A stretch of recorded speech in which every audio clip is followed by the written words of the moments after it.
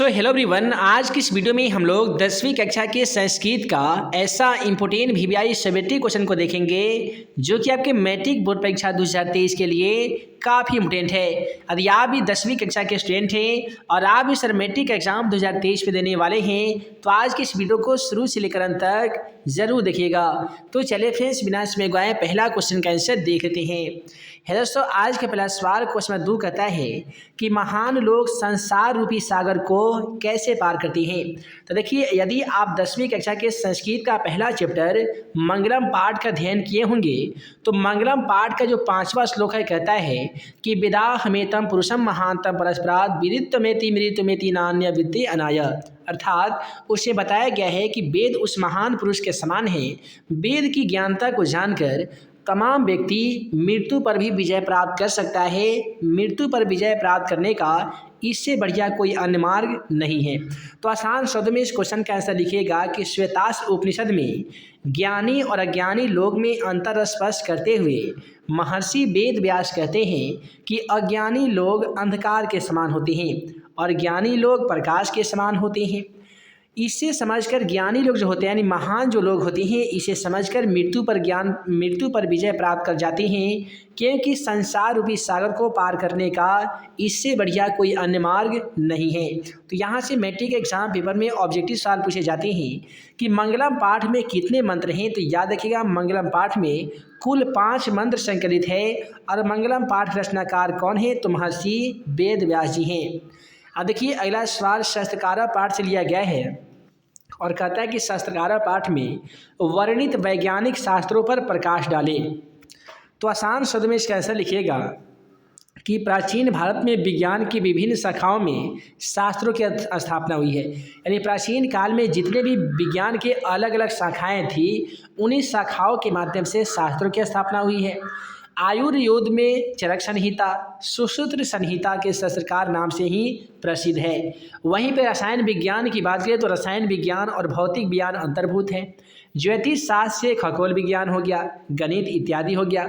आर्यभट्ट का जो ग्रंथ आर्यभट्टियम है ये बड़ा मिहिर का बृहद संहिता विशाल ग्रंथ माना जाता है, जहाँ पे अनेक विषय समन्वित है। कृषि विज्ञान पराशर के द्वारा रचा गया है। प्राचीन भारत का गौरव हमेशा समृद्ध माना गया है। अब देखिए, अगला सवाल पाटलिपुत्र वैभवम पाठ से लिया गया है और ये सवाल मैट्रिक एग्जाम पेपर के लिए काफ़ी ही ज़्यादा इम्पोर्टेंट है। क्वेश्चन कहता है कि महात्मा बुद्ध के अनुसार वैर की शांति कैसे संभव है। देखिए, महात्मा बुद्ध जब पाटलिपुत्र यानी पटना में आए थे वे 2-4 बातों कहे थे।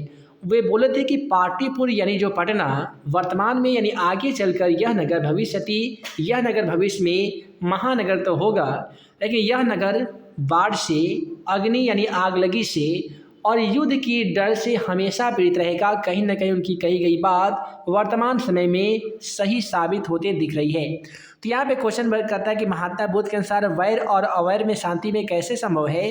तो आसान शब्द में लिखेंगे कि महात्मा बुद्ध के अनुसार वैर की शांति निर्भय करुणा और मैत्रेयी भाव से ही संभव हो सकती है। अब देखिए, अगला सवाल कहते हैं वेदांग संख्या में कितने हैं, इसके नाम बताइए। इस क्वेश्चन में तो वीवीआई लिख लीजिए, ये क्वेश्चन तो पक्का लड़ेगा। देखिए, कहता है कि वेदांग संख्या में कितने हैं। दोस्तों, वेदांग संख्या में 6 होते हैं। आप सभी को जब ऑब्जेक्टिव क्वेश्चन करा रहे थे उसमें बताए थे कि वेद संख्या में 4 होते हैं, वेदांग संख्या में 6 होते हैं। वहीं इसी प्रकार से यदि महाभारत में वर्णित विवाह के प्रकारों की बात करें तो 8 होते हैं, 16 होते हैं संस्कार, 18 होती हैं पुराण, उपनिषद होते हैं 108 और 1 लाख होती हैं श्लोक। तो ये सारा ऑब्जेक्टिव क्वेश्चन है जिसमें से 1-2 ऑब्जेक्टिव क्वेश्चन आपके मैट्रिक एग्जाम पेपर में जरूर पूछा जाता है। वेद कितने हैं तो 4 है, वेदांग कितने हैं तो 6 है, विवाह कितने प्रकार के होते हैं तो 8 प्रकार के, संस्कार कितने हैं तो 16 है। और इसके बाद में पुराणों की संख्या कितनी है तो 18, उपनिषद की संख्या 108 और महाभारत में श्लोक की संख्या कितनी है तो 1 लाख हो जाएगा। तो आसान शब्द में जानिए कि वेदांग 6 होते हैं। पहला होते हैं शिक्षा, कल्प, व्याकरण, निरुक्त, छंद और ज्योतिष होती हैं। देखिए, शिक्षा उच्चारण प्रक्रिया का ज्ञान कराती है। कल्प सूत्रात्मक कर्मकांड का ग्रंथ है। व्याकरण से वर्ण, शब्द इत्यादि वाक्य का अध्ययन किया जाता है। निरुक्त का जो कार्य होता है वो वेद के अर्थ का बोध कराना होता है। छंद सूत्र का एक ग्रंथ है। ज्योतिष वेदांत ज्योतिष ग्रंथ का है। और चलिए अगला सवाल क्वेश्चन 6 को देखते हैं। अगला सवाल क्वेश्चन 6 कहता है स्वामी दयानंद सरस्वती की शिक्षा व्यवस्था का वर्णन कीजिए। देखिए, स्वामी दयानंद सरस्वती अपने शिक्षा से अभिप्रेरित होकर समाज में नई शिक्षा प्रणाली को प्रोत्साहित किया था।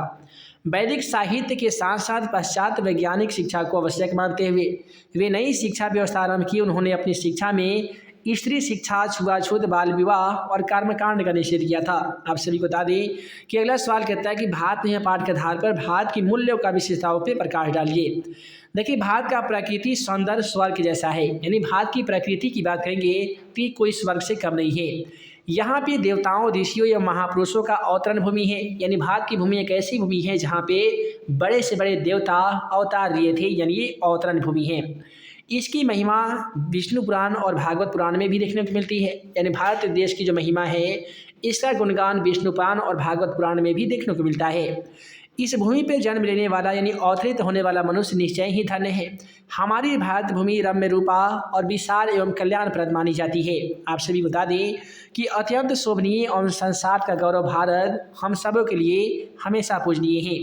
यहाँ पे जाति धर्म के भेदभाव को भुलाकर एकता सहिष्णुता का पाठ पढ़ाया जाता है। यह भारतीय सदैव कहते हैं, यानी हम सभी भारतीय का एक ही वाक्य होता है कि वसुधैव कुटुंबकम, अर्थात संपूर्ण पृथ्वी ही हमारा संपूर्ण परिवार है। अब अगला सवाल क्वेश्चन 8 कहता है दामोदर गुप्त ने पाटना के संबंध में क्या क्या लिखा है। दोस्तों, ये भी क्वेश्चन पाटलिपुत्र वैभव पाठ से है। आसान शब्द में आंसर कीजिएगा कि कवि दामोदर गुप्त के अनुसार पाटलिपुत्र यानी पटना महानगर पृथ्वी पर बसे तमाम महानगरों में सबसे सर्वश्रेष्ठ है। यहाँ पे सरस्वती के वंशज यानी विद्वान लोग बसते हैं। कवि ने इस महानगर की तुलना इंद्र की भरी पूरी नगरी से की है। अब यहाँ से ऑब्जेक्टिव सवाल पूछे जाते हैं कि दामोदर गुप्त की रचना क्या है, तो कूटनीम टीम काव्य है, याद रखिएगा। अब देखिए, अगला सवाल भी पाटना वाले चैप्टर से लिया गया। कहता है कि पाटना में कौमुदी महोत्सव कब मनाया जाता था। आसान शब्द में सर कीजिएगा कि पाटलिपुत्र में शरद ऋतु के काल में यानी शरद काल में कौमुदी महोत्सव बड़े ही धूमधाम से मनाया जाता था, जिसमें सभी नगरवासी आनंद मगन हो जाते थे। इस समारोह का विशेष प्रचलन गुप्त वंश के शासनकाल में हुआ था।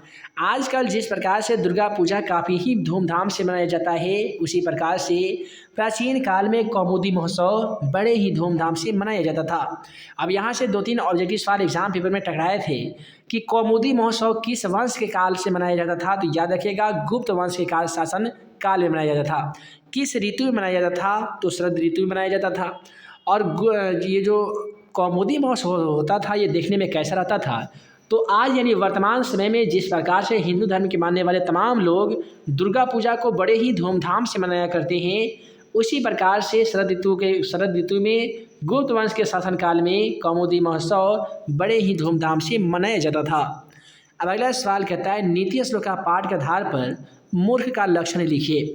यदि आप नीति श्लोक का पाठ को पढ़े होंगे तो उसमें काफ़ी ही एक मज़ेदार श्लोक है।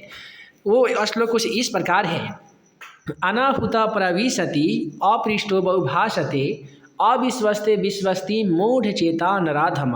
अर्थात कोई ऐसा मनुष्य जो बिना बुलाए यानी अनाहुता प्रविशति, बिना बुलाए किसी सभा में प्रवेश करता है। अपृष्टो बहुभाषते, अपृष्टो यानी बिना पूछे, बहुभाषते यानी बहुत बोलता है। अविश्वस्ति विश्वस्ति यानी जिस पर विश्वास नहीं किया जा सकता है उस पर वे सबसे ज़्यादा विश्वास करता है।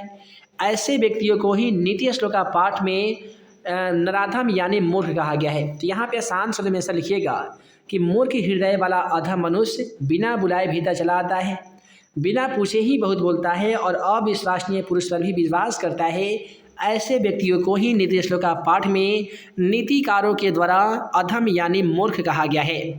अब अगला सवाल क्वेश्चन नंबर 11 को देख लीजिए। क्वेश्चन नंबर 11 कहता है राजा शांतनु के दुख का कारण क्या था। देखिए, एक बार की बात है जब राजा शांतनु घूमने के लिए यानी टहलने के लिए यमुना तट पे गए थे, तो वहाँ पे एक जगह पड़ता है जिसका नाम है धीवर, और वहाँ के राजा थे दासराज, और उनकी बेटी जो परम ही सुंदरी कन्या थी उसका नाम था सत्यवती। तो एक परम सुंदरी कन्या को देखकर उनके मन में विवाह करने की इच्छा प्रकट की, और वे क्या करते हैं कि लड़की के पिता यानी दासराज के पास ये शादी का प्रस्ताव लेकर जाते हैं। किंतु लड़की के पिता इस शर्त पे सहमत होता है कि आपके विवाह के बाद सत्यवती का पुत्र ही राजा बनेगा। देवव्रत के कारण राजा शांतनु कन्या से के पिता को शर्त को नहीं मानते हैं, जिस कारण महाराज शांतनु काफ़ी ही ज़्यादा उदास दिखाई देते हैं।